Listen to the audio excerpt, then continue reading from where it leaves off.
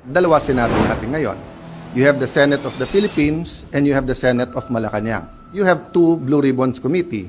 Yung isa ay Committee de Absuelto na ang kanyang main work is paano i-absuelto yung mga high officials ng ating bansa at yung isa naman na seeking the truth. Naglabas ng maanghang na pahayag si Senate President Alan Peter Cayetano sa gitna ng pagpapatuloy ng alitan sa liderato ng Senado at sa magkaibang direksyon ng dalawang kampo kaugnay ng kontrobersyal na investigasyon sa umano'y flood control anomalies.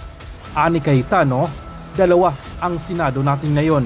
You have the Senate of the Philippines and you have the Senate of Malacanang. Ang pahayag ay kasunod ng naging deklarasyon ng Malacanang sa pamamagitan ni PCO Undersecretary Claire Castro na si Senador Win Gatchalian lamang ang kinikilala nitong liderato ng Senado. Iginiit din ni Cayetano na tila mayroon na ring dalawang Blue Ribbon Committees na kumikilos sa Senado sa kasalukuyan. Yung isa ay Committee de Absuelto na ang kanilang main work is paano i-absuelto yung mga high officials ng bansa. At yung isa naman, seeking the truth. Kasunod nito, nagbabala rin ito tungkol sa umano'y impluensya ng ehekutibong sangay sa Senado. Anya, as a nation, we have to decide if the Senate will be under the thumb of Malacanang. Ang pahayag ay lumabas ilang oras matapos igiit ng palasyo na si Gatchalian lamang ang kinikilala nitong liderato sa Senado at kasabay ng pagpapatuloy ng debate tungkol sa lehitimong pamunuan ng mataas na kapulungan. So all sides were saying na sana hindi maipit yung Senado. So early this morning or late last night, I sent a letter to our legitimate Secretary of the Senate. Legitimate because if you follow the rules, hindi siya pwedeng tanggalin kung walang 13 at hindi pwedeng palitan kung wala rin 13. So I'll make that clear ha. Senate President Pro Temp, Senate President, Secretary of the Senate, o SAA, kailangan niyan 13 ang botong ilagay, 13 ang boto pag tinanggal. Hindi nila sinunod yan. So meaning, hindi legitimate si Attorney Bantug, no? So having said that, ayaw namin maipit yung mga empleyado. So I sent him a letter to talk with Attorney Bantug and nag-offer kami kung gusto ni Senator Win, pareho na lang kami pipirma kahit walang designation. So I think the letter was delivered mga 8 a.m., a little bit past 8. Ang sagot nila noong 12 o'clock is that hindi na siya secretary at mag-turnover na lang.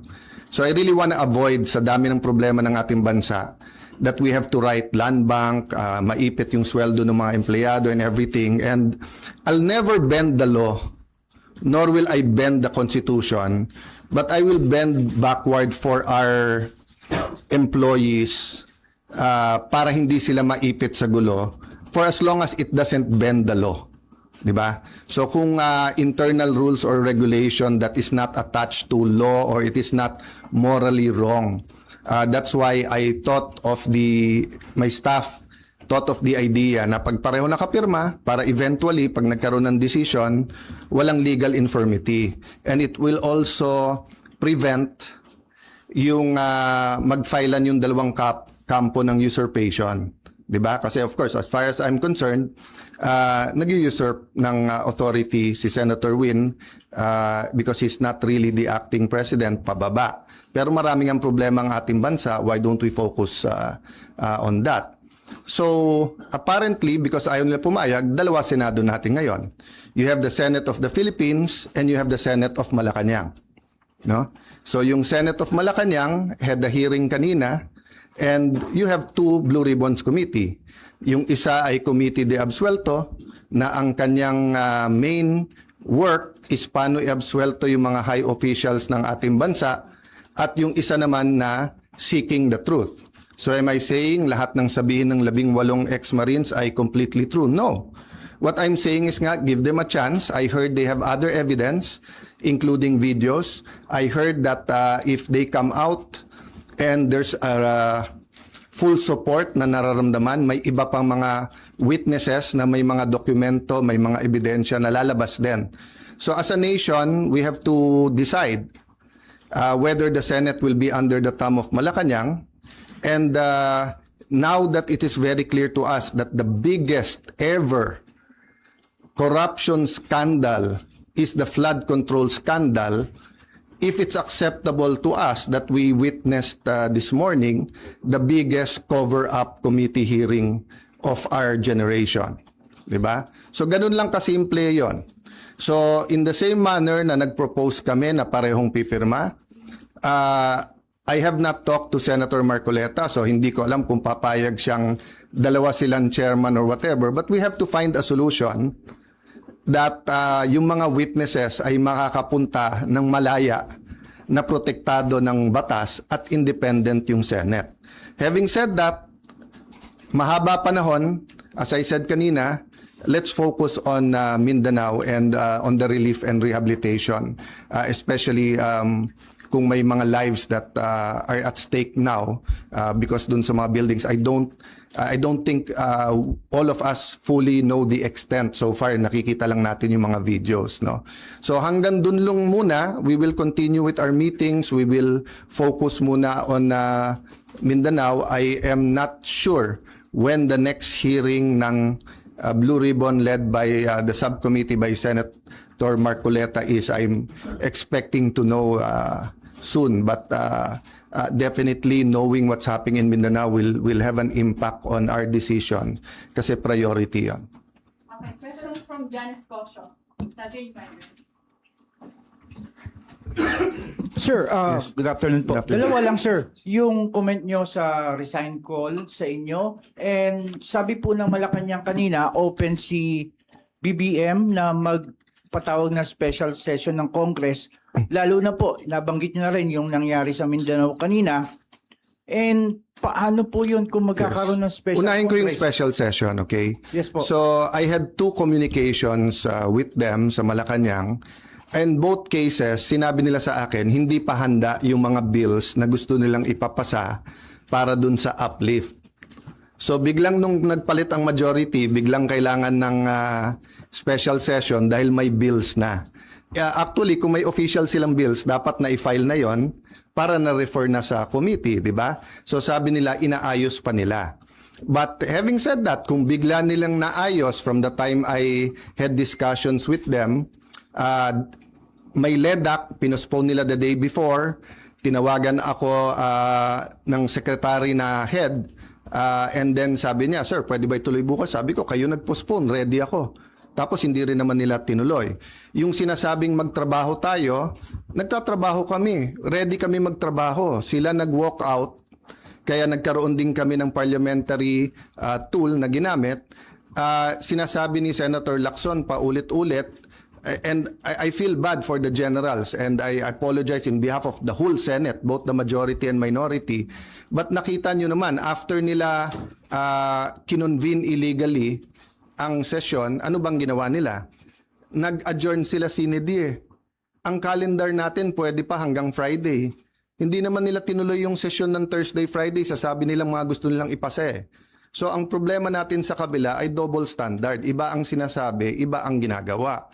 So doon naman sa nananawagan na mag-resign, as I said, pag-usapan na lang natin in a few days after yung focus tayo sa Mindanao, but especially yung mga former presidents, yung mga nagkampi-kampi na mga Marcos na rin, papasalamat ako sa inyo sa call nyo na mag-resign ako bilang Senate President kasi ibig sabihin, nire-recognize nyo pa rin ako as Senate President. Kasi kung hindi nyo na ako nire-recognize as Senate President, ba't kayo nananawagan na mag-resign ako as Senate President? Di ba?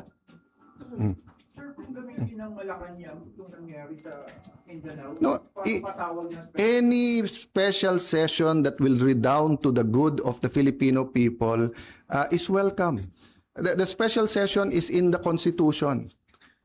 Yung ginawa namin nung bago matapos yung bago mag-sinedie is precisely because aagawin nila yung committees at kailangan matuloy yung hearing tungkol sa Blue Ribbon. Having said that, Mindanao is now. Diba? They need the attention now. So if there's needed legislation, good. We will meet right away. If not, then tulong-tulong tayo. But aside from that, let's remember that the committees can continue to work. Nung pinauwi ni Senator Win, nung Thursday, yung mga empleyado, may Senate hearing pa si Senator Pia. So hindi totoo na hindi nagtatrabaho. Wala tayong dapat conflict kung may kailangan yung ating bansa. Whether it's legislation, whether it's a meeting na LEDAC, dapat tanggalin ng politika pagdating na ng I say politika, but it's an issue of graft and corruption. But what I meant is that it's a political issue vis-a-vis a more urgent. They're both important, but what's more urgent? You can postpone a hearing. You cannot postpone a rescue mission. You cannot postpone yung paghatid ng mga relief, di ba?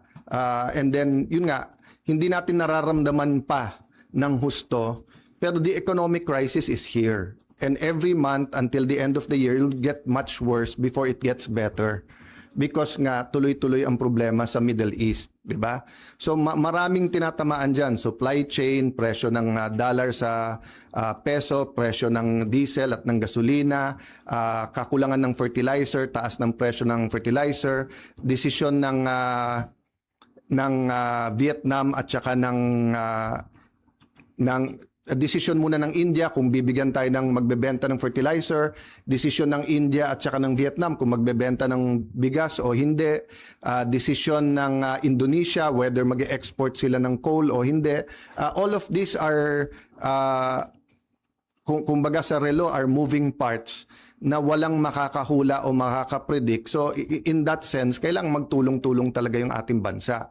Kaya naman nandun pa rin on the plate yung graft and corruption kasi kahit anong plano natin sa economic crisis, kung ninanakaw pa rin yung pera, then mahirapan pa rin tayo lahat. No?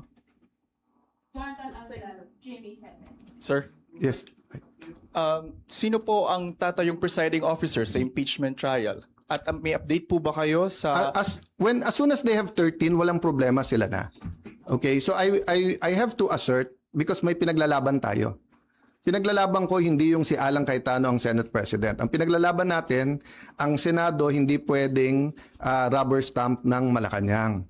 Hindi pwede na hindi independent yung Senate. Hindi pwedeng may hearing ka katulad kanina, yung bibig na bumubukas ay senador pero yung lumalabas na salita galing sa Malacanang.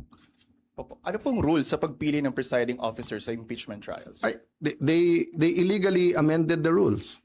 They illegally had a session, 'di ba? So in due time there'll have to be something that will decide, 'di ba? But in the same manner na ina-assert ni Senator Win na he's the acting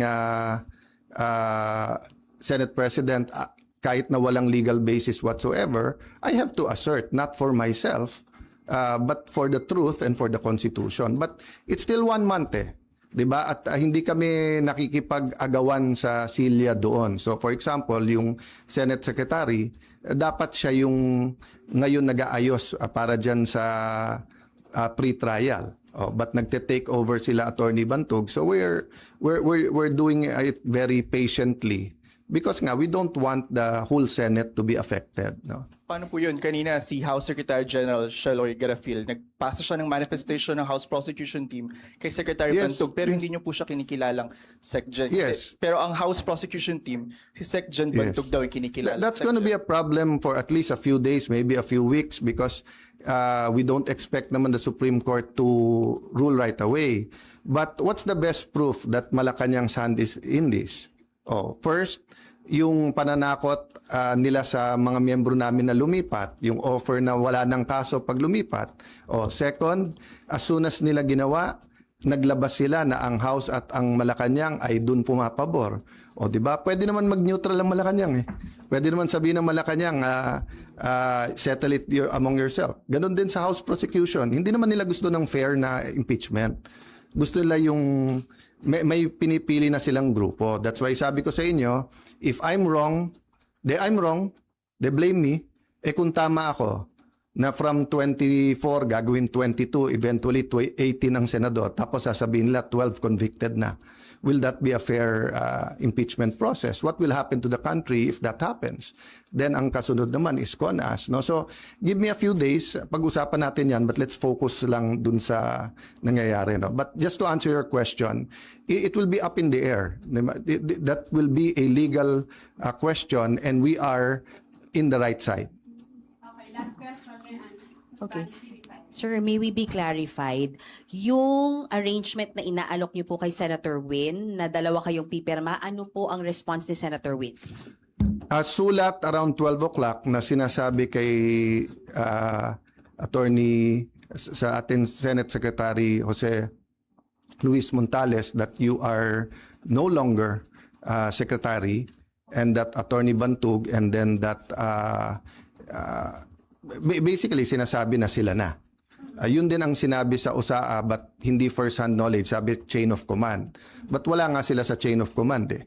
Kahit anong tingin mo sa rules, hindi nangyari yon. So yung pagwawala nila at pag-walk out nila kasi hindi pwedeng amendahan daw yung rule na ganon-ganon, binaboy nila yung rules on June 3. Diba? So that it's going to be a lingering question. Sorry, how do you treat that? Hindi pumayag si Sen Win sa arrangement na dalawa kayong pipirma sa documents? And paano po yung sweldo nung You know, it's Senate just like employees? the civil rights movement sa US, di ba? From the Civil War until pinasa yung mga civil rights laws, etc., yung may batas ka, alam mo yung tama. Pero yung inaapi pa rin, yung mga minority, yun yung de facto. Di ba? So alam naman natin lahat kung ano tama at sinong tama. Pero ang kapangyarihan kasi nasa kanila eh.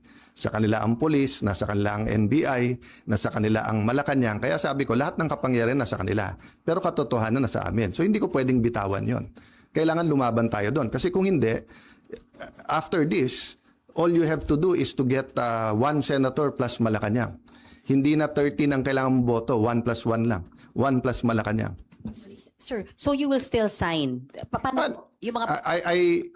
That is a practical question na hindi mangyayari because nga from the bottom paakyat dun sa office, di ba? Never naman nila sinurrender yung SP office. Hindi ko namang trinethreaten yung mga empleyado, di ba? But sila, inaano nila yung mga empleyado. Yung ginawa ni Senator Erwin, tapos nag-sorry. Bad cop, good cop yon. Sadya yon. I-shock mo na yung mga empleyado, nakakasuhan ka, tawagin mo kung ano-ano. Tapos si Senator Win naman yung mabait. So kahit na nag-sorry siya, natanim na yun sa puso ng mga empleyado. Diba? Kaya nga sa akin, sa mga empleyado, it's a matter of conscience.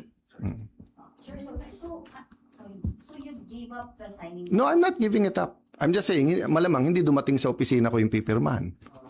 But I'm not giving it up. Diba? Kailangan ko i-assert yun. Sir, sorry, ano po ba yung extent nung arrangement na pinopropose po ninyo? Hanggang doon lang sa dalawa kayong magsasign? No, it was a first step lang kasi sinabi nila open sila.